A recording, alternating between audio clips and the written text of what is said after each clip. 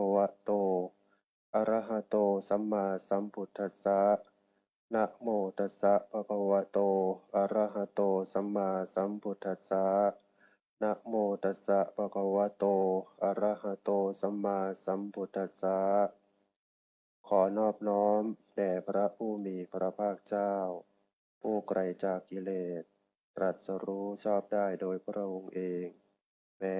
ปรินิพพานนานแล้วพระองค์นั้นขอนอบน้อมแด่พระธรรมคำสั่งสอนของพระผู้มีพระภาคเจ้าขอนอบน้อมแด่พระอริยสงฆ์สาวกของพระผู้มีพระภาคเจ้า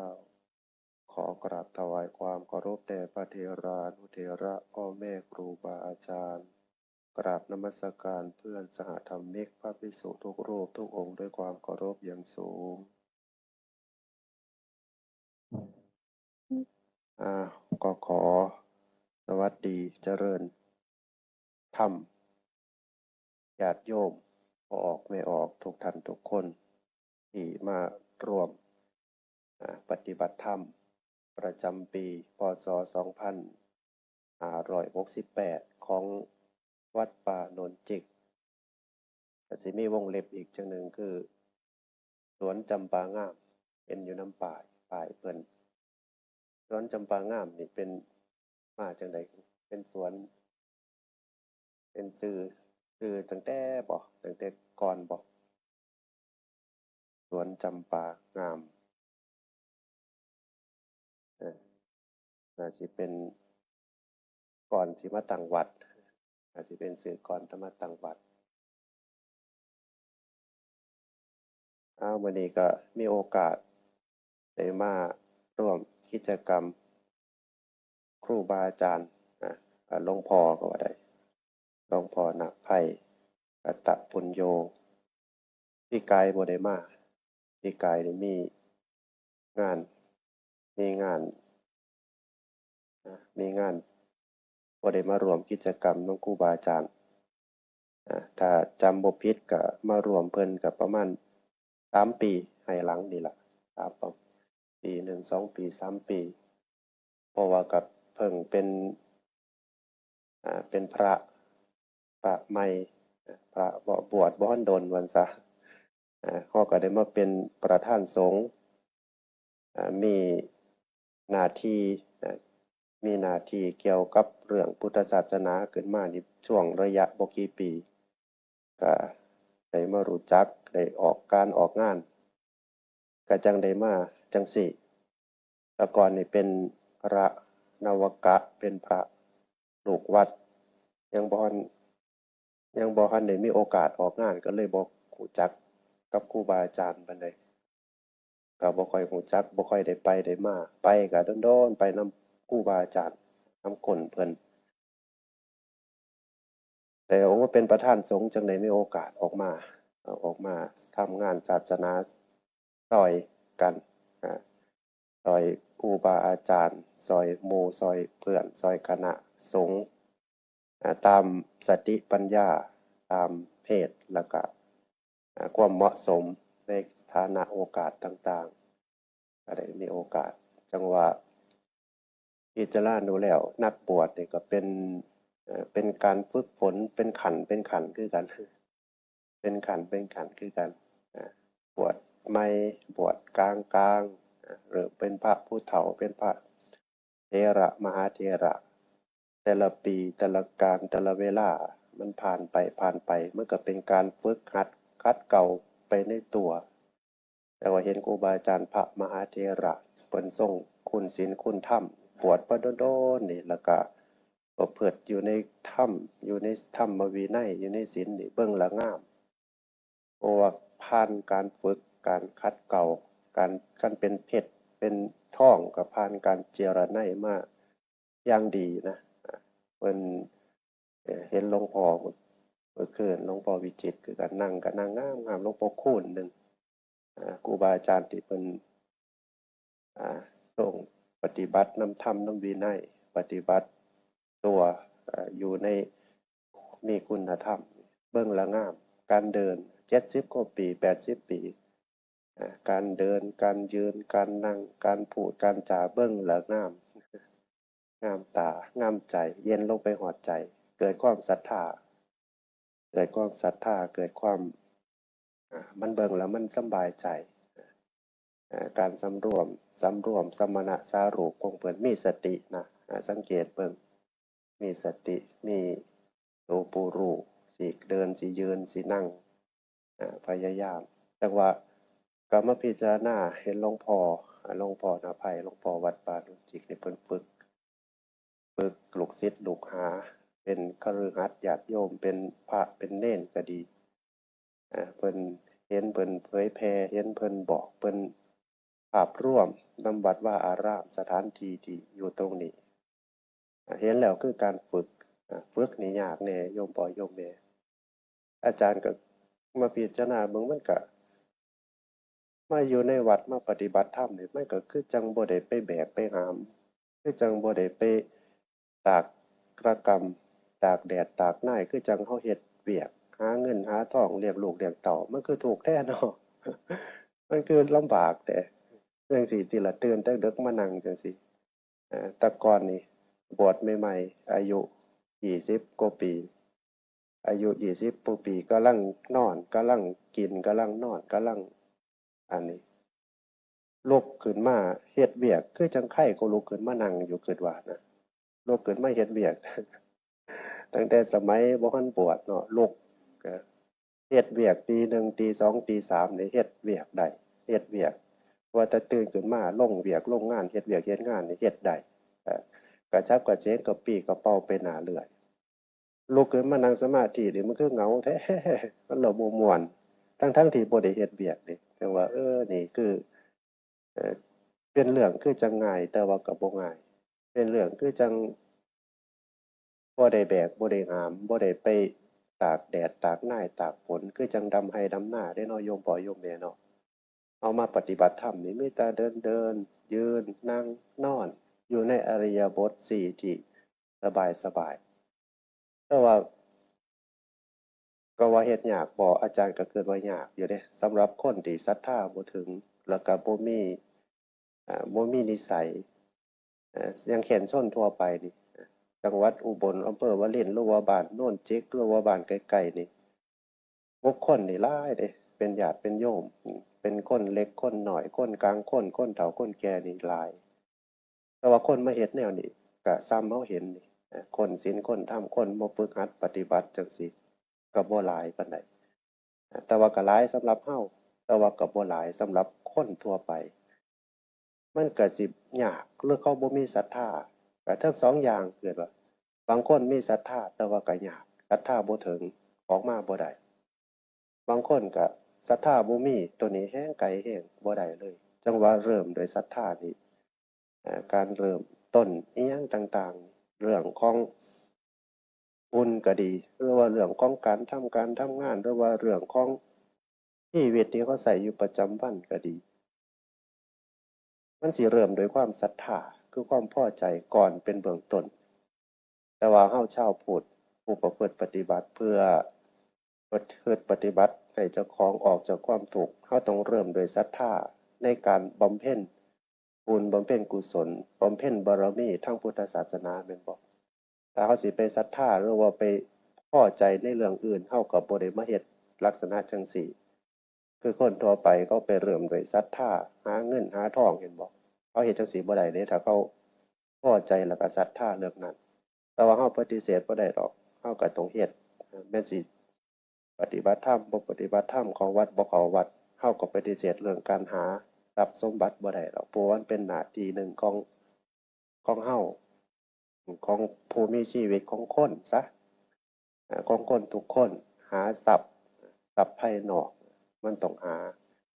หน้าที่ที่สองก็คือหาทรัพย์ภายในหาเป็นอริยทรัพย์มันสิแยกกันอยู่เป็นระดับอยู่บ่แม่นว่าเฮาสิตีรวมแล้วก็เหมารวมแต่ว่าครูบาอาจารย์ผู้เป็นผู้มีศรัทธาที่พร้อมผู้มีศรัทธาที่มากแล้วเพิ่นสิเห็นประโยชน์ทางอริยทรัพย์มากกว่ายกตัวอย่างเช่นครูบาอาจารย์พระที่เพิ่นบวชแล้วก็ประพฤติปฏิบัติเพิ่นเห็นอริยทรัพย์มาก่อนทรัพย์ภายนอก อาจารย์มาสังเกตเบิ่งเจ้าของก็ดีหรือว่าครูบาอาจารย์ที่อยู่หูจักมักคุ้นหรือว่าอยู่ทั่วไปก็ดีที่เพิ่นปฏิบัตินำธรรมบ่วินัยนำศีลนำธรรมเพิ่นเห็นอริยสัจมาก่อนเรื่องของทรัพย์ภายนอกมันเป็นแค่เครื่องอาศัยของเพิ่นเนี่ยสังเกตเบิ่งเด้การบิณฑบาตเพิ่นก็ไปโปรดญาติโยมเพื่อไปหาของภายนอกมาเลี้ยงชีวิตเพิ่นซื่อๆอยากได้บ่ก็บ่อยากได้ปานใดเด้สังเกตเบิ่งใจเจ้าของดอกว่าพอแต่ได้กินอิ่มพอแต่ได้อยู่แต่ละมื้อก็พอนะบางมื้อบ่อยากไปซ้ำมันบ่อยากมันอยากอยู่เงียบๆมันอยากอยู่กับธรรมชาติมันอยากอยู่กับเจ้าของมันบ่อยากไปพ้อผู้ใดบ่อยากออกบิณฑบาตมันบ่อยากกินก็บ่อยากไปแต่ว่าก็ต้องไปเพราะว่าเกิดเห็นกิจวัตรเกิดเห็นญาติโยมอย่างเช่นมาเป็นประธานสงฆ์มาเป็นเจ้าอาวาสอยากบ่อยากก็ต้องทำกิจตรงนี้เพราะว่าโปรดศรัทธาญาติโยมในสถานที่นั้นๆนี่ลักษณะทรัพย์ภายนอกนี่เป็นเงินเป็นทองนี่ได้มาหลายก็แฮงเป็นภาระหลายสังเกตเบิ่งนะสังเกตเบิ่งความรู้สึกเจ้าของสังเกตเบิ่งจิตเบิ่งใจเจ้าของญาติโยมทำบุญมาหลายๆนี่งานกฐินงานผ้าป่างานนั้นงานนี้นี่มันเกิดปัญญาคือมันเกิดความรู้สึกว่ามันญาติโยมทำบุญมาหลายมันก็เป็นภาระของเฮาแน่อยู่ตัวนี่เอามาบริหารเฮ็ดนั่นเฮ็ดนี่อยู่ในวัดว่าอารามต้องมีสติควบคุมกิเลสความโลภเจ้าของถ้าความโลภก็ครอบงำก็อันตรายต่อบาปต่อกรรมต่อนรกเพราะว่าหยังเพราะว่าทรัพย์ภายนอกมันเป็นโทษถ้าเฮ็ดบ่ถูกถ้าทำบ่ถูกมันเป็นโทษมาสังเกตเบิ่งความรู้สึกนึกคิดเจ้าของดอกว่าคันใดมาหลายก็ดีคันมองเป็นทั้งประโยชน์เฮาสร้างศาลาสร้างสถานที่ปฏิบัติธรรมสร้างนั่นสร้างนี่สร้างวัดพุในวัดในวาดต่างๆแต่ว่ามองเข้าไปแล้วเป็นภาระแหน่จักหน่อยถ้าคนบ่มีความยินดีหรือว่าบ่มีศรัทธาหรือว่าบ่มีสติที่สร้างความพอใจหรือว่าความยินดีในสิ่งเหล่านี้นี่สิทุกข์แรงนี่มีเงินมีคำมีสิ่งต้องเฮ็ดสิ่งปลูกสร้างนี่เป็นภาระนี่ทุกข์หยังเพราะว่าบ่อยากมาวุ่นวายบ่อยากมาเฮ็ดบ่อยากมาคิดอยากไปภาวนาสังเกตเบิ่งตอนสมัยที่เจ้าของอยู่กับหลวงพ่อเพิ่นพาเฮ็ดนี่โอ๊ยจะแม่นบ่อยากเฮ็ดบ่อยากเฮ็ดพาก่ออิฐพาเฮ็ดนั่นเฮ็ดนี่บ่อยากเฮ็ดมันอยากเข้าป่าอยากไปเดินจงกรมอยากไปท่องปฏิโมกข์อยากไปท่อนปฏิโมกข์อยากไปปฏิบัตินั่นนะมาเห็นหม้อนนี่จะแม่นบ่อยากเฮ็ดบ่อยากทำบ่อยากจังว่ามาคิดเบิ่งพิจารณาเบิ่งทรัพย์ภายนอกนี่ของเป็นเกี่ยวกับพระนี่ถ้าหากวางใจบ่ถูกถ้าบ่ผ่านการภาวนาหรือว่าภาวนาบ่ดีแน่นี่มันสิทุกข์กับของหม้อนนี่มันต้องการตั้งแต่ความสงบมันต้องการตั้งแต่ปฏิบัตินำเขาเอิ้นว่าอริยทรัพย์ภายในนั่นล่ะมันต้องการตั้งแต่สิ่งที่เฮ็ดให้ใจเฮามีความปีติสุขความสำบายบ่อยากให้มีภาระเฮ็ดบ่เฮาสิเห็นครูบาอาจารย์บางรูปนี่บ่อยู่กับหม้องเลยเดะไปได้กฐได้บาตรได้นั่นได้นี่ไปไปวัดนั่นแหน่ไปผู้ลูกนั่นแหน่ไปหม้องหั้นหม้องนี้แหน่บ่อยากอยู่กับหม้องเพราะว่าหยังเพราะว่าย้านมันเป็นภาระ1ละย้านใจมันติด2ละย้านมันติดกับสถานที่ย้านมันติดกับญาติกับโยมย้านมันติดกับสถานที่ต่างๆแต่ว่าการปฏิบัตินี่มันยิ่งหย่อนกว่ากันอยู่ตัวนี่สำหรับเพศนะบ่ได้แบ่งแยกเด้ว่าพระดีกว่าโยมหรือว่าโยมบ่ดีส่ำพระบ่แม่นแต่ว่าสำหรับเพศนี่มันแบ่งแยกได้ชัดเจนรูปธรรมนามธรรมมันแยกแยกได้ชัดเจนแต่ว่าในเมื่อผ่านเวลาประพฤติปฏิบัติบวชมาการเวลาแต่ละปี2ปี3ปี4ปี5ปี6ปี7ปีสติเพิ่มขึ้นสังเกตเบิ่งเจ้าของอยู่เด้ญาติโยมพ่อโยมแม่ปฏิบัติธรรมสังเกตเบิ่งทั้งในเจ้าของอยู่บ่โตสติก็ดีโตความรู้ระลึกรู้นี่ล่ะเขาเอิ้นสติรู้ขณะรู้นี่ล่ะรู้เข้าไปข้างในเจ้าของนี่ล่ะรู้อยู่นี่ล่ะปัจจุบันนี่ล่ะนั่งอยู่นี่ล่ะเหงารู้บ่เหงานอนหิวนอนรู้บ่ง่วงนอนบ่ง่วงนอนนี่รู้อยู่นี่ล่ะนี่ล่ะเขาเอิ้นระลึกรู้นี่ล่ะเขาเอิ้นว่าโตสติจังว่ามาพิจารณาดูแล้วมันเพิ่มบ่แต่ละปีอาจารย์บวชมานี่ ปีนี้เป็นปีที่11ปีที่12ซะปีที่12เนี่ยบวชเป็นพระมานี่มานั่งพิจารณาศรัทธาเพิ่มบ่สติเพิ่มบ่ความรู้ในที่นี้มีสติระลึกรู้แล้วก็ต้องมีความรู้คือตัวปัญญาปัญญานี่มันสิรู้มันบ่แม่นว่าเฮาไปศึกษามาเด้มันสิเกิดความแต่ละปีนี่ลางเทื่อมันเข้าใจนะคันสิเว้าคำว่าเข้าใจก็ว่าได้คันสิเว้าคำว่ามันแจ้งออกก็ว่าได้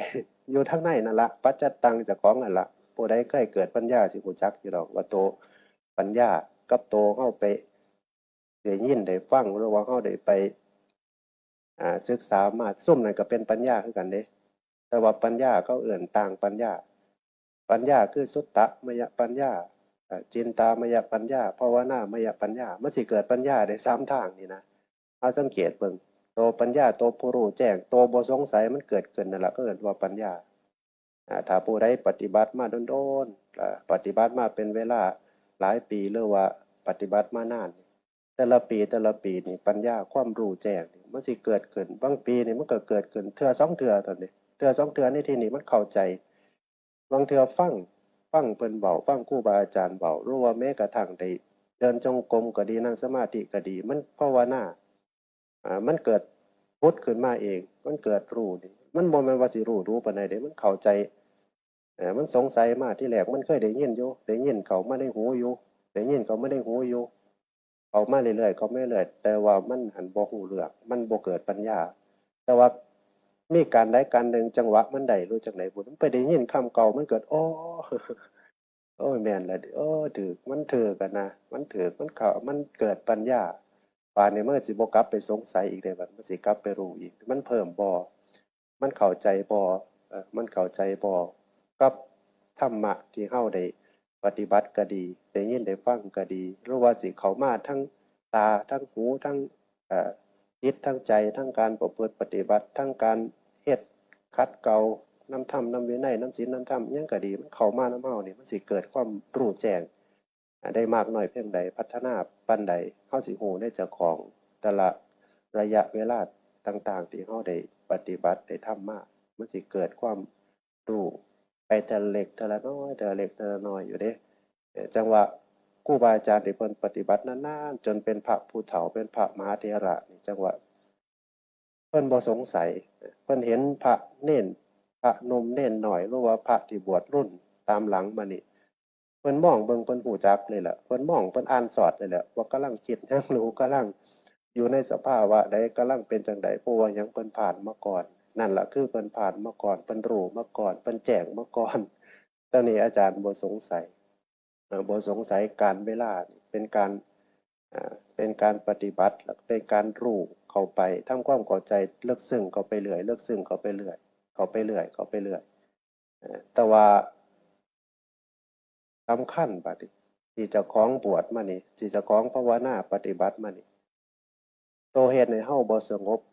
ตัวเฮ็ดให้เฮาบ่อยู่แบบอันนั้นนี่คือความตัวยินดีกับตัวยินร้ายนี่ตัวสำคัญคือกันอ่า ถ้าโยมพ่อโยมแม่อยู่ในโลกประจำวันอยู่ในชีวิตปกติเฮาบ่ได้มาวัดเฮาใช้ชีวิตอยู่ข้างนอกมีสติอยู่ปานใดก็สร้างพยายามระลึกรู้ตัวยินดีกับตัวบ่ยินร้ายให้มันดูๆตัวนี้ล่ะเฮ็ดให้เฮาทุกข์เฮาสุขเฮ็ดให้เฮาบ่สำบายใจเฮาวุ่นวายอยู่บ่เซายินดียินร้ายก็คือความถูกใจบ่ถูกใจนั่นล่ะลางคนเว้ามาถูกใจก็โอ้ยมีความสุขยินดีม่วนถ้าบ่ถูกใจก็ทุกข์แล้วบัดนี้ล่ะตัวสองตัวนี่ล่ะ พยายามมีสติรู้ตัวสองตัวนี่แหละสิเฮ็ดหยังก็สร้างสิจับได้ง่ายที่สุดอาจารย์ว่าจับได้ง่ายในการใช้ชีวิตประจำวันสิเฮาไปสงบดิ่งเลยมันก็ยากอยู่ดอกชีวิตประจำวันของเฮาจักเฮาพ้อหยังแหน่แต่ละมื้อตื่นขึ้นมาโฮมพ่อโยมแม่แฮ่งมีครอบครัวมีสามีมีภรรยามีการมีงานมีสิ่งที่รับผิดชอบเฮาเฮ็ดหยังไปนี่เฮาสิ ถ้าเฮาไปต้องการความสงบนี่เฮาสิทุกข์ทันทีโลดเพราะว่าหยังสถานะเหตุแล้วก็ปัจจัยเฮาอยู่ในชีวิตประจำวันมันบ่พร้อมที่ให้เฮาสิสงบมันคือทุกข์แต่ว่ามันคือวุ่นวายแต่ว่ามันคือยากแต่ว่ามันคือลำบากแต่ว่านี่มันบ่พร้อมเด้ชีวิตจังซั้นมันบ่พร้อมสิสงบมันสิบ่คือพระเด้ ครูบาอาจารย์เพิ่นบ่มีหยังเด้แต่ละมื้อแต่ละเว้นตื่นขึ้นมามีตั้งแต่นั่งสมาธิสวดมนต์แล้วก็อยู่พลางจงกรมแล้วก็อยู่กับวัดกับว่าจังซี่มันแล้วองค์ประกอบมันก็เลยสัปปายะกว่าโยมถ้าเอิ้นว่าสัปปายะซะแต่ว่าโยมพ่อโยมแม่ต้องระลึกต่อความยินดีบ่ยินดีนั่นล่ะพระคือกันก็บ่ต่างกันดอกแม่นสิบ่เห็นหยังก็สร้างแม่นสิอยู่ในวัดก็สร้างมันก็สิยินดีบ่ยินดีอยู่ในใจนั่นล่ะถ้าโตสติมันระลึกพุทโธพุทโธมื้อนี้นั่งสงบก็ม่วนสุขปีติสำบายก็ยินดีล่ะเห็นบ่ถ้าไปติดในจังซั่นมื้อใหม่มามันวุ่นวายมันบ่สงบมันมีเรื่องให้คิดมันก็ยินหลายมันอย่างนี้เลยบัดอาจารย์เป็นจังซี่ไผสิเป็นบ่เป็นก็บ่อยากเป็นจังซี่ซ้ำกันกับสร้างวัดหลวงพ่อใช้ให้ไปอยู่ให้มาอยู่วัดสร้างวัดใหม่สร้างที่พักสงฆ์ใหม่ลางเทื่อยินดีก็โอ๊ย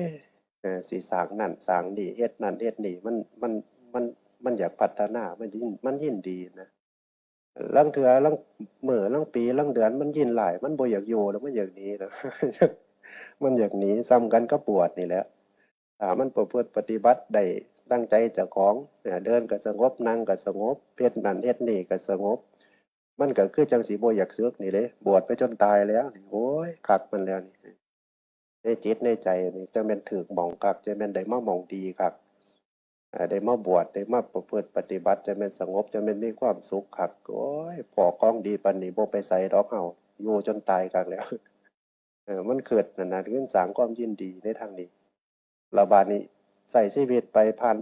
ไปมันบ่เที่ยงลางเทื่อมันเจออารมณ์สติมันสติมันหลุดหรือว่าสติมันบ่ค่อยเจริญสติบ่ดีอ่าตามันไปเสพรูปเกินไปหูมันไปเสพเสียงเกินไปใจมันภาวนาบ่นิ่งมันเกิดกระสันบัดนี้เกิดบ่อยากอยู่บัดนี้โอ้ยเกิดสิรอดบ่น้อสาวสิเฒ่าทิ่มซะน้อ อันบ่ยินดีบ่ยินหลายตัวนี้ตัวเหตุให้เราบ่เป็นตาอยู่บ่ว่าแต่พระบ่ว่าแต่โยมพ่อโยมแม่คือกันถ้าเฮ็ดหยังเกิดขึ้นไปเฮ็ดการเฮ็ดงานพ้อคนบ่ถูกใจถ้ามันบ่พอใจมันเกิดความยินร้ายเกิดความบ่สำบายใจให้สติจับปั๊บโลดเด้อโอ้ยพระพุทธเจ้าสอนอืมความยินดียินร้ายนี่ล่ะเฮ็ดให้เราทุกข์ถ้าผู้ใดถอนความยินดียินร้ายออก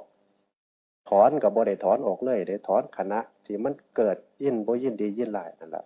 ถอนออกเลยมันก็บ่ออกเลยดอกมันก็สิเวียนกลับมายินดีบ่ยินร้ายอีก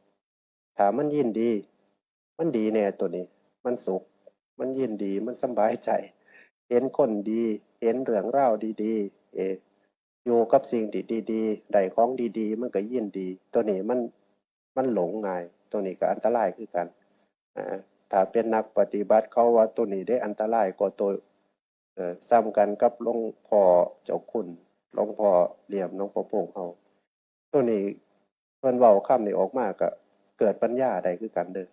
เกิดปัญญาจากการรู้จากการได้ยินได้ฟังที่เพิ่นเว้าความสุขมันเฮ็ดให้คนปัญญาอ่อนเพิ่นว่าตัวนี้มันก็เข้ากับความสุขที่เรายินดีเราได้ดังของต่างๆคือกันเด้อ ได้นั่นได้นี่มันยินดีนะมันเกิดความสุขเกิดความสำบายใจเกิดความทำกันก็เข้าใจชีวิตนั่นแหละเป็นโรคเป็นร่างกายแข็งแรงหาเงินหาทองก็ดีลูกเต้าก็ดีจังสันจังสีดีไปเบิดบางคนนะดีจนบ่อยากมาทำความดีประเดี๋ยวมันดีอยู่แล้วนะไปให้ยังวัดไปให้ยังทำบุญไปปฏิบัติให้ยังชีวิตข่อยมันดีอยู่ ชีวิตข่อยมันเกิดมันมีสุขอยู่กินอิ่มนอนหลับลูกก็ดีครอบครัวก็ดีการงานก็นี่มีดีเบิดก็สิไปปฏิบัติเพื่อหยังล่ะข่อยบ่ทุกข์ มันก็ปัญญาอ่อนได้คือกันลางเทื่อก็ได้ปัญญาอ่อนมันสิมันบ่ทุกข์มันบ่ทุกข์ก็จริงอยู่แต่ว่ามันก็บ่ได้สร้างบารมีมันใช้ของเก่าน่ะความสุขที่ได้มามันก็เป็นโภคทรัพย์ก็ดีเป็นบุคคลก็ดีเป็น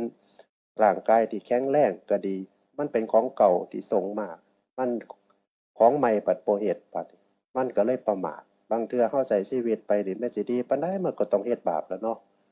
คนบ่มีศรัทธาในการให้ทานรักษาศีลประพฤติปฏิบัติบำเพ็ญบารมีคือเราเฮ็ดนี่แม้สิมีชีวิตที่สวยหรูหรือว่าแม่นชีวิตที่ดีปานใดมันก็ต้องหลงก็ต้องประมาทต้องเฮ็ดผิดล่ะตัวนั้นล่ะมันสิเฮ็ดให้เราเดือดร้อนภายหลัง มันเฮ็ดให้เฮาประมาทแต่ว่าได้ยินคำว่าผู้ใดเอ่อผู้ใดมีความสุขนี่มันเฮ็ดให้ปัญญาอ่อนเพิ่นว่าหลวงพ่อความทุกข์นั่นจังมันเฮ็ดให้คนมีปัญญาเพิ่นว่ามาพิจารณานำคำเพิ่นเว้ามันก็แม่นของเพิ่นดีๆตัวนี้เออตัวเฮาคือกันตัวผู้เว้านี่คือกันถ้าบ่มีความทุกข์ก็บ่มายืนในจุดนี้ก็บ่คิดได้ว่าเจ้าของสินำมาบวช สิได้มาปฏิบัติแล้วก็สิได้มาเทศน์มาธรรมมาเว้าศีลเว้าธรรมสู่ญาติโยม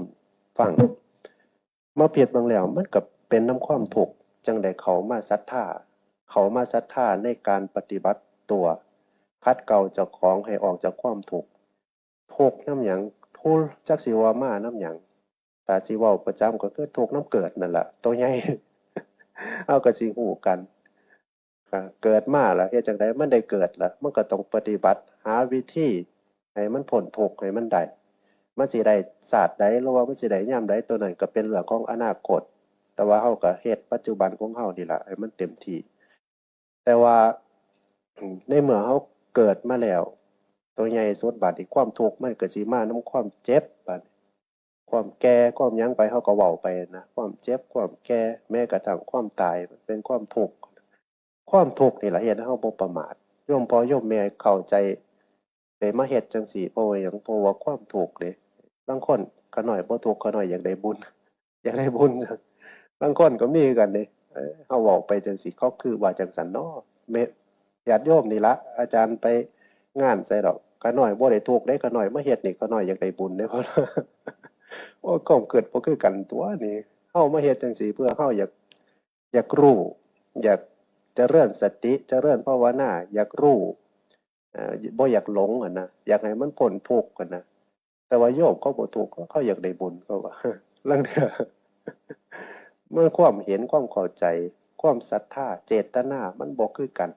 แต่ว่าในที่สุดแล้วมันก็เป็นนำความทุกข์กันล่ะเอามาเฮ็ดจังซี่เฮาก็อยากออกจากความทุกข์อยากได้บุญเจ้าก็ทุกข์อยู่ดอกเจ้าสิเห็นทุกข์บ่นั่นล่ะเพราะว่าหยังเจ้าแก่เด้มานั่งอยู่นี่นี่มีตั้งแต่50 60ขึ้นไปแม่นสิไปทางหน้าก็บ่อยากเกิดไปทางหน้าปานใดเด้เพราะว่าทางหน้ามันตันเด้มันตันจั่งใดมันมีตั้งแต่สิแก่สิตายไปเรื่อยจังว่าอาจารย์ได้ยินหลวงพ่อเพิ่นเว้าประจำผู้เฒ่านี่มักเว้าความหลังมักเกิดความหลังเพิ่นว่าผู้หนุ่มนี่มักเว้าเรื่องไปทางหน้ามักคิดไปทางหน้าเพิ่นว่าคือของเพิ่นเว้ยตัวนี้เอออาจารย์มักคิดนำคำเว้าครูบาอาจารย์นี่พิจารณาแล้วคิดนำมันเกิดเอะใจอะนะก็สิแม่นตัวเนาะผู้เฒ่าเนาะคิดไปทางหน้ามันแบบมันแล้วบ่ม่วนเนาะ60 70ปีนี่คิดไป80ปี90ปีคิดไปมีตั้งแต่สิม้อยเป็นไม้ไก่ฟังไปเรื่อยมันก็บ่เป็นตาคิดนี่ล่ะเนาะ เกิดไปทางหลังไปเห็นตอนหนุ่มตอนสาวก็พอเกิดอยู่สิว่านะพอเกิดอยู่ซ้ำกันกับวัยรุ่นคืออาจารย์นี่เกิดไปทางหน้าไปเกิดได้อยู่ของเฮายังบ่ทันเฒ่าเกิดไป40 50ปีอายุไปอายุเฒ่าไปบวชดนๆไปเป็นพระนั่นเป็นพระคือสิสำบายกว่าเก่ามันเกิดไปจังซั่นนะสำบายในที่นี้คือสิปลงสิว่างคือสิศีลสิธรรมเจริญไปกว่าเก่านะมันเกิดไปทางหน้าได้เกิดไปทางหลังก็ได้คือกันมันอยู่กลางคนนี่ล่ะเคยได้ยินหลวงพ่อเพิ่นเว้าสู่ฟังเพิ่นเว้านั่นล่ะแต่ว่าก็มันเอ๊ะในใจมันก็สิแม่นคือว่าล่ะผู้เฒ่ามักเกิดไปทางหลังเกิดไปทางหน้ามันเกิดไปมันละบ่ม่วนเพิ่นว่านั่นล่ะเป็นเรื่องเกี่ยวกับความทุกข์จังว่าเฮามาจังซี่เฮาก็เห็นเฮาต้องเห็นทุกข์ล่ะ เห็นความบ่เที่ยงล่ะอย่างเช่นเกิดดนๆนี่แฮ่งเห็นคักขนาดอาจารย์เกิดบ่ทันดนบ่ได้อาจารย์ยังเห็นอยู่ความบ่เที่ยงของร่างกายสังขารก็แม่นความบ่เที่ยงของความคิดของสังขารในของความคิดนึกปรุงแต่งก็แม่นความบ่เที่ยงของสิ่งต่างๆก็แม่นแต่ว่าล้วนแล้วมันก็ออกจากความยินดีแล้วก็บ่ยินดีคือเก่าที่อาจารย์เว้า แต่ว่าให้พยายามอยู่สถานะใดอยู่ในสถานที่ใดแม่นสิสงบบ่สงบแม่นสิประพฤติปฏิบัติอยู่ในสภาวะใดจิตมีความสุขเกี่ยวกับธรรมมีความเจริญยิ่งๆสูงเกินไปให้ระลึกโตยินดีบ่ยินดีกำกับไปโลดแม่นสิจิตเสื่อมลงต่ำลงเกิดความบุ่นวายเกิดความ บ่พอใจหรือว่าเกิดจิตอยากจิตเสื่อมจิตอ่อนแอต่างๆก็ให้มีสติระลึกความยินดีกับความบ่ยินดีระลึกไว้อาจารย์ก็คิดว่ามันสิช่วยได้ตามกันกับหลวงพ่อหลวงปู่ชาเพิ่นว่าคำว่าบ่แน่นั่นล่ะยินดีกับบ่ยินดีมันก็ใส่กับคำว่าบ่แน่ได้คือกันมันสิอยู่ในสภาวะใดมันก็บ่แน่บ่แน่ดอกเนาะมันบ่แน่ดอกเนาะตัวนี้ก็ง่ายคือกันอยู่เดะอาจารย์ก็ใส่เรื่อยๆคือกันไปหันมานี่เกิดสุขภาพร่างกายบ่แข็งแรงก็ดีเจ็บนั่นเจ็บนี่เป็นไข้เป็นหนาวก็ดีสอนมันว่าบ่แน่ดอกเนาะมันบ่เที่ยงดอกเนาะเดี๋ยวมันก็ดีขึ้นดอกเนาะมันก็ไข้ถ้ามันทุกข์เดี๋ยวนี้มันมีเรื่องเพราะว่าเฮาชีวิตเฮาแม้สิเฮาภาวนาปฏิบัติปานใดจิตเฮามันก็ย่อมไปยึดไปติดอยู่ในเรื่องบุคคลหรือว่าเรื่องสิ่งของหรือว่าเรื่องต่างๆที่เขามากระทบเฮาอยู่ดีเฮ็ดให้เฮาได้คบคิดเฮ็ดให้เฮาได้เฮ็ดให้เฮาได้เศร้าหมองเฮ็ดให้เฮาได้ทุกข์ว่าง่ายๆซะเฮาก็ใส่คำว่าโอ๊ยมันบ่แน่ดอกเนาะเดี๋ยวมันก็ดีขึ้นเนาะเดี๋ยวมันก็สำบายใจขึ้นดอกนี่คำว่าบ่แน่นี่ก็ใช้ได้คือกันในการภาวนาในชีวิตประจำวันกับคำว่ากับความว่าบ่พอใจกับคำว่าพอใจนี่ก็ใช้ได้คือกันตัวนี้มันเป็นตัวพุทโธได้ตัวพุทธพุทโธในโตแนวใดบ่ต้องใช้คำว่าพุทบ่ต้องใช้คำว่าโธรู้สภาวะรู้จิตรู้ใจที่มันเกิดขึ้นอยู่ในปัจจุบันแล้วก็แก้ไขโดยธรรมะคำสอนที่เกิดโดยปัญญาอย่างเช่นที่อาจารย์ว่ามันบ่แน่มันบ่เที่ยงมันบ่ควรไปยินดีมันบ่ควรไปยินร้ายนั่นล่ะเขาเอิ้นว่าพุทธพุทโธเพราะว่าหยังเพราะว่าเฮารู้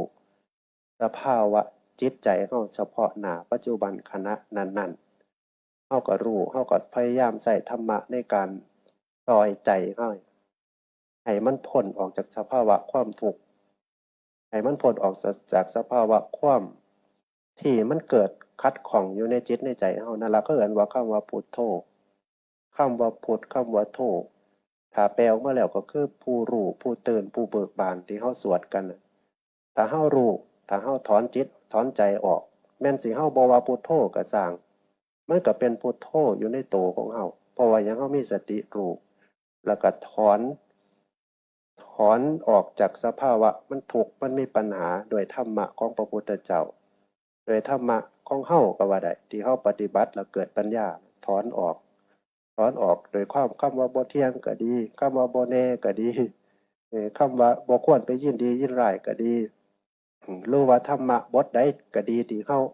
เคยได้ยินได้ฟังที่เฮาเคยได้ศึกษาเคยได้ภาวนามันเกิดขึ้น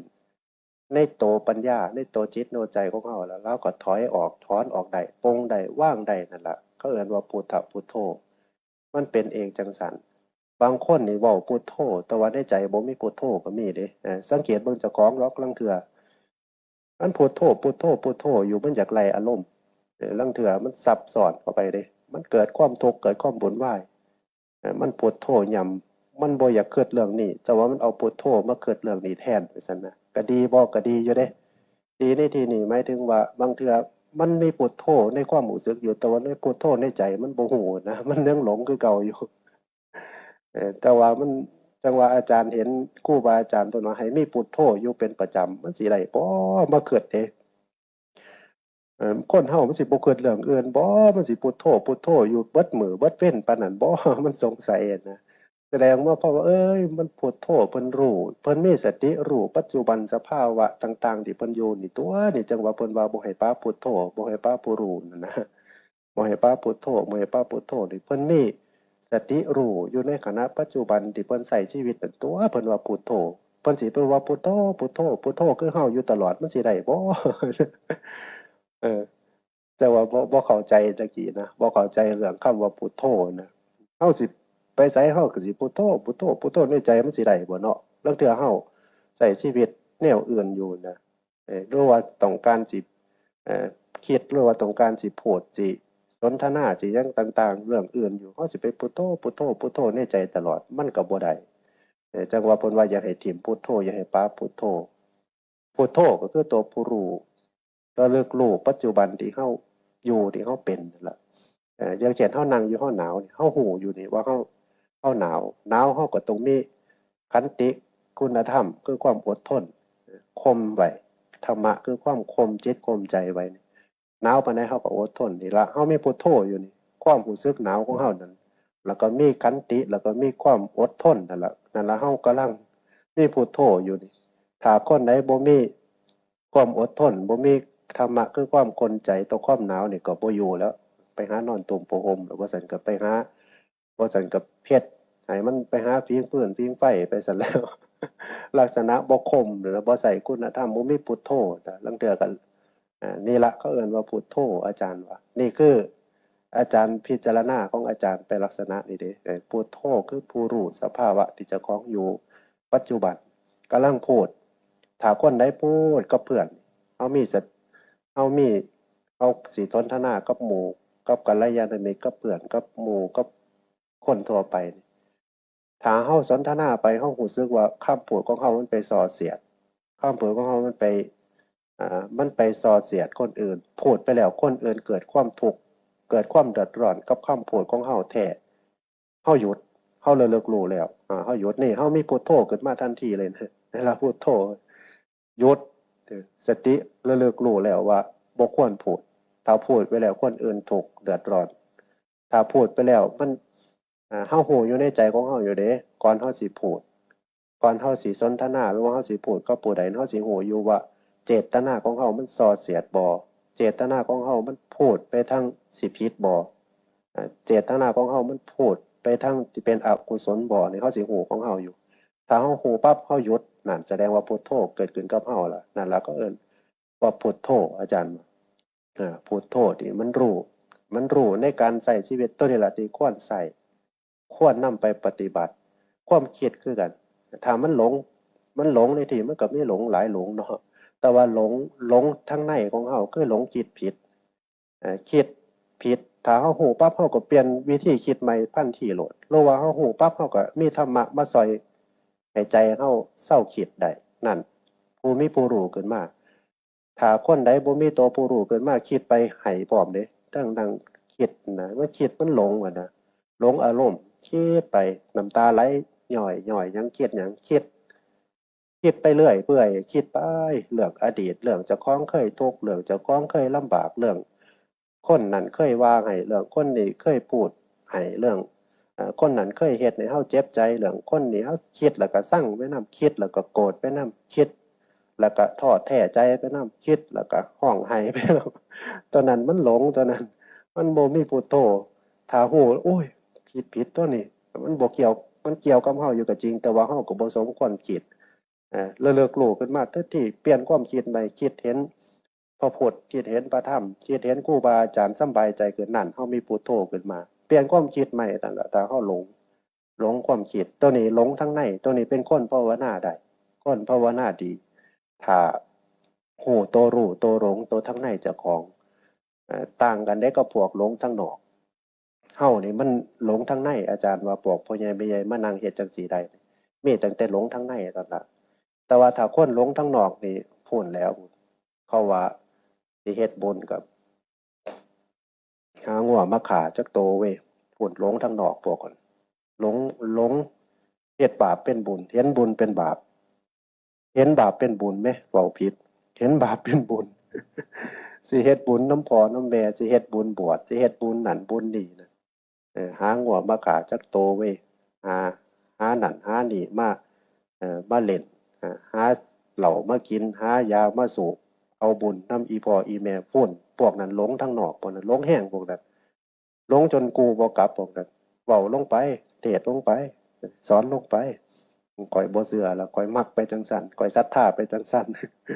พวกนั้นหลงแห้งพวกนั้นหลงไกลตัวนั้นยากลำบากอยู่ตัวนั้นแต่ว่าเฮานี่มันมอล่ะมีบุญละเฮานี่มีบุญละหลงก็เพียงแค่หลงทางในซื่อๆหลงความรู้สึกหลงอารมณ์หลงจิตหลงใจหลงเพราะว่าขาดสติ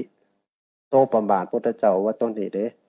บ่แม่นว่าไปขี่รถแห้งๆบ่แม่นว่าไปใช้ชีวิตอ่าที่เป็นอบายมุขตัวนั้นประมาททั้งนอกตัวนั้นประมาทคันหยาบแห้งคันอันนั้นแห้ง แต่พระพุทธเจ้าสอนนักปฏิบัติครูบาอาจารย์ผู้ประพฤติปฏิบัติประมาทตัวนี้เด้มีสติบ่ให้หลงอารมณ์ตัวนี้ประมาทตัวนี้ใส่ชีวิตบ่ประมาทใส่ชีวิตโดยความบ่ประมาทโดยการมีสติระลึกรู้บ่ให้มันหลงอารมณ์เฮ็ดให้เฮาทุกข์เฮ็ดให้เฮาท้อแท้ท้อถอยเฮ็ดให้ใจเฮาเศร้าหมองเฮ็ดให้อกุศลครอบงำใจของเฮาตัวนี้เฮาหลงเฮาบ่ประมาทแบบขั้นละเอียดขั้นหม้อแล้วนี่ขั้นเข้ามาแบบละเอียดแล้วนี่ มันต่างกันอยู่ได้จังว่ามันองค์ประกอบในการตัวผู้รู้นี่สำคัญตัวผู้รู้จังว่าเฮาศึกษาธรรมะไว้หลายๆนี่ถูกเพราะว่ายังเฮาได้สติธรรมะหลายหมวดหลายข้อธรรมะหลายบทหลายตอนสิมาช่วยเฮาได้ถ้าเฮาบ่ฮู้หยังเลยเฮาก็หยิบหยังมาช่วยเฮาบ่ได้เดะบางเทื่อรู้แบบรู้แบบทื่อๆนี่ลางเทื่อมันก็ช่วยเฮาบ่ค่อยได้ปานใดเดะ ถ้าเฮาเลยตั้งสติได้ปั๊บธรรมะที่เฮาเคยได้ยินมันสิเข้ามาเตือนใจเฮาปั๊บโลดแม่นบ่ถ้าเฮาศึกษาไว้เฮาเคยได้ยินได้ฟังก็ดีเฮาเคยอ่านก็ดีเฮาเคยเรียนเฮาเคยภาวนาเฮาเคยปฏิบัติสงบเฮาเคยทุกข์เฮาเคยนั่งสมาธิแล้วเกิดจิตสงบเกิดนั่นเกิดนี่ตามที่เฮาฝึกเฮาได้ศึกษาไว้หลายเวลาเฮามีสติรู้มันโตปัญญาตัวนี้มันสิเข้ามาปิดช่องว่างให้เฮาปั๊บทันทีโลดเฮาก็สิ ผ่อนเฮาก็สิปลงสิวางเฮาก็สิบรรเทาทุกข์ได้ไวหรือแม้กระทั่งตัดทุกข์ในขณะนั้นได้ออกโดยสิ้นเชิงทุกข์นี่มันก็มีหลายอย่างสิพ้นทุกข์นี่โยมพ่อโยมแม่สิเอาพ้นทุกข์ถึงขั้นบ่ได้กลับมาเกิดเลยบ่ตัวนั้นเป็นเรื่องของอนาคตก็อยากให้ปรารถนาอยู่ก็พากันตั้งจิตตั้งใจเพื่อความพ้นทุกข์บ่อยากกลับมาเวียนว่ายตายเกิดอีกตัวนั้นคือความปรารถนาในอนาคต แต่ว่าอยากให้เฮาจ่อเข้ามาหาจิตหาใจของเฮาให้มันพ้นทุกข์ในขณะปัจจุบันที่มันเกิดขึ้นกับเฮานี่มันสิอรหันต์บ่อรหันต์มันสิบ่ได้กลับมาเวียนว่ายตายเกิดอีกตัวนั้นมันเป็นเรื่องของอนาคตตัวนั้นเฮาก็บ่ต้องไปพะวงกับมันหลายดอกเฮาก็เฮ็ดทานของเฮาให้ดีเฮ็ดศีลของเฮาให้บริสุทธิ์เจริญจิตตภาวนาหาความสงบจิตสงบใจของเฮา สิ่งใดที่มันทุกข์เกิดขึ้นในจิตในใจ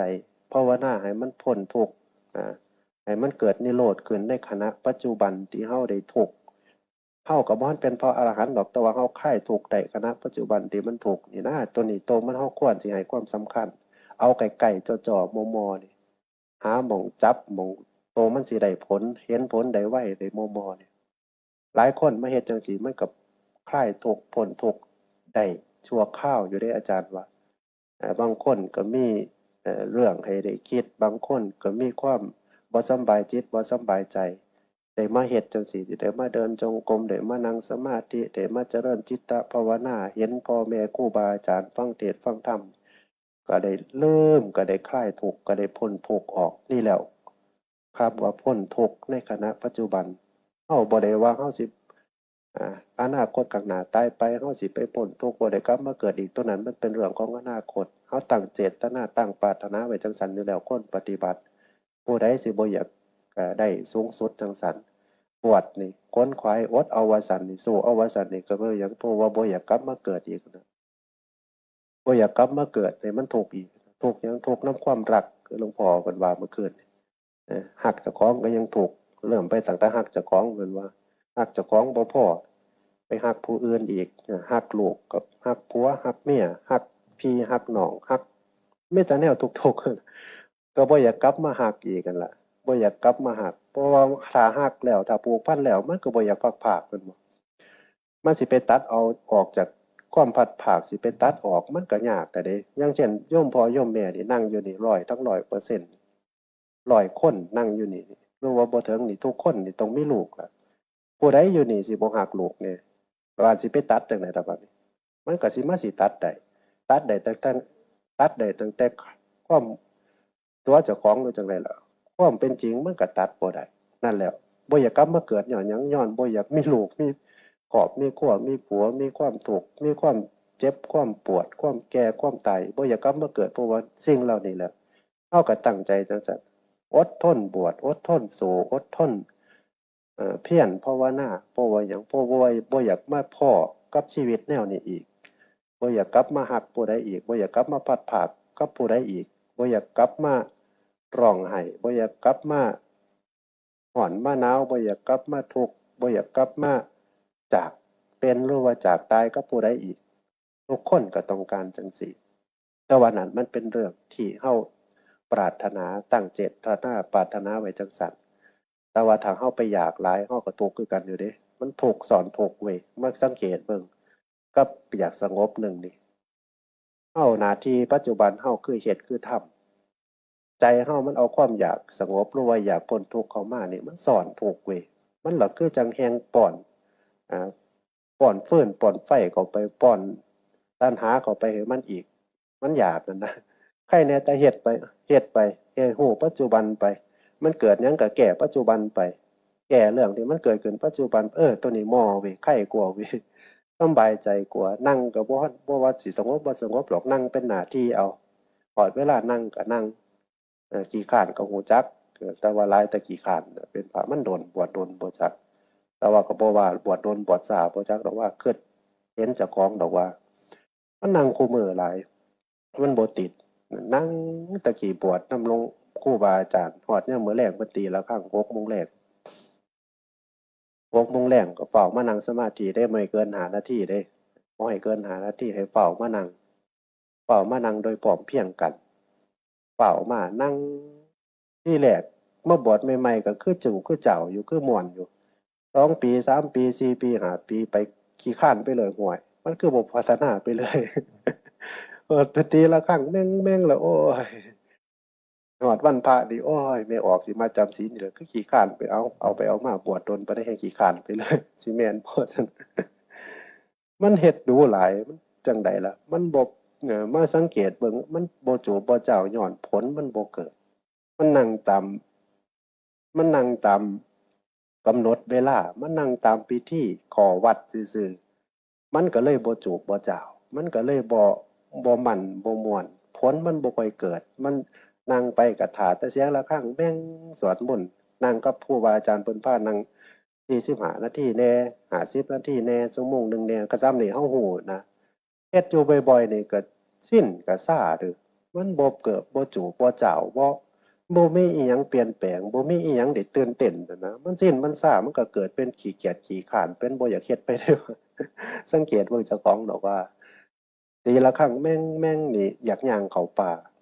ย่างเข้าป่าไปอยู่ผู้เดียวอยู่ผู้เดียวนี่จักมันเป็นเจ้าของหรือเป็นผู้อื่นเป็นบ่จักอยู่ผู้เดียวนี่นั่งบ่พอ10นาทีก็สงบไปเห็นกกใหม่ที่แรกก็บ่คิดว่าสินั่งสมาธิดอกสิมักย่างเข้าไปในป่า ไปนั่งอยู่ในป่าไปนั่งอยู่ในป่าผู้เดียวแนมเบิ่งกกใหม่กกตอกแนมเบิ่งสัตว์ตัวแดงแม่งตัวน้อยก็บ่เกิดว่านั่งสมาธิคอยทำจิตทำใจให้กลมกลืนเข้ากับธรรมชาติแล้วก็คอยสัมผัสลมมากระทบผิวหนังเสียงสัตว์สาวาสิ่งมากระทบหูเอ่ออากาศต่างๆความร้อนความเย็นมากระทบร่างกายทบจิตใจมันเกิดผัสสะมันเกิดความรู้โตขึ้น ค่อยหลับตาลงบ่พอ5 นาที10 นาทีจูบเจ้าก็มันละม่วนตัวนั้นบัดนี้มาสังเกตเบิ่งใจนี่จิตนี่มันก็ต้องการอุบายแหน่จักหน่อยอยู่ตั่วมันต้องการวิธีในการเฟ้นหาให้มันเข้ากับเจ้าของแหน่อยู่ตั่วนี่จังหวะตัวนี้ก็สำคัญสังเกตเบิ่งเฮ็ดจำเจหลายก็บ่ไปไสมาไสคือกันเดะแต่ว่าเป็นกับเจ้าของดอกว่าผู้อื่นจักสิเป็นคือเจ้าของบ่ก็บ่จักก็บ่รู้จักบางองค์เพิ่นก็อยู่นำขอวัด ฮอดเวลานั่งเพิ่นก็นั่งครูบาอาจารย์สอนหลายเพิ่นก็สิจังซี้ล่ะคือหลวงปู่ชาเพิ่นสอนนั่นล่ะขี้เกียจก็เฮ็ด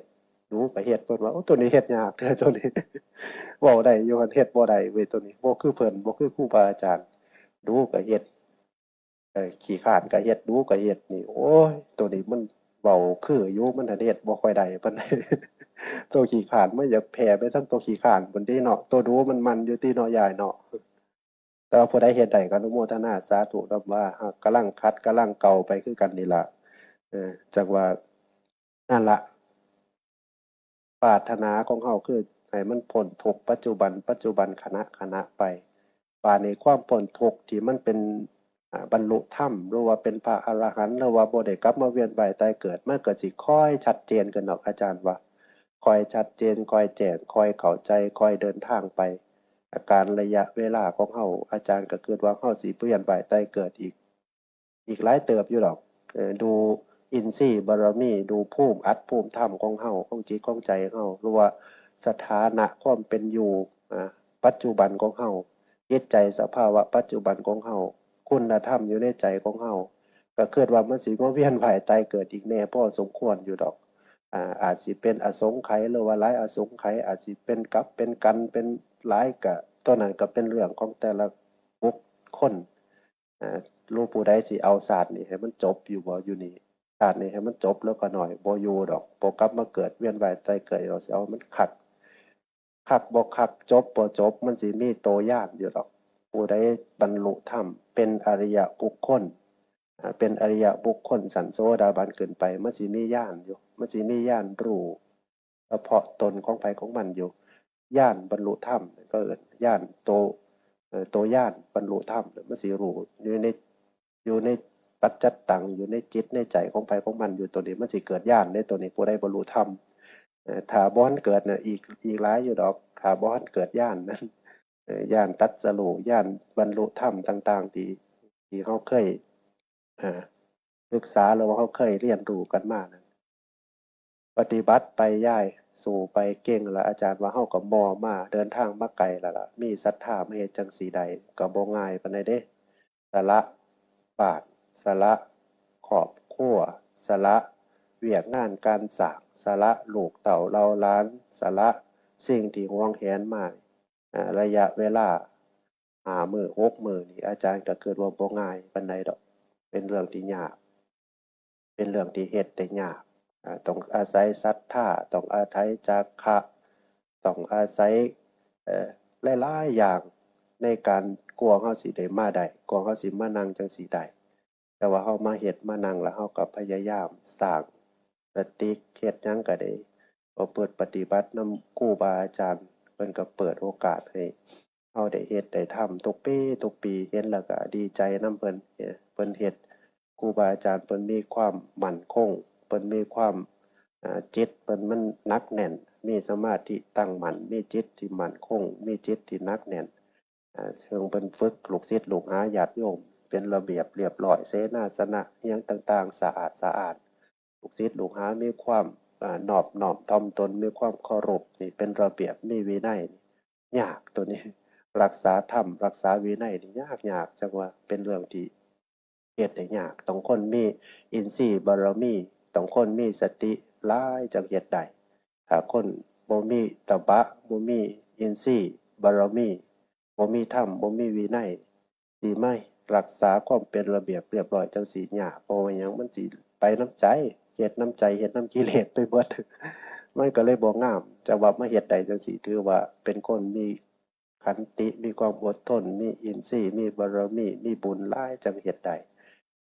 ก็ขออนุโมทนาเนาะขออนุโมทนาสาธุนำครูบาอาจารย์นำพ่อใหญ่แม่ใหญ่ญาติโยมทุกท่านทุกคน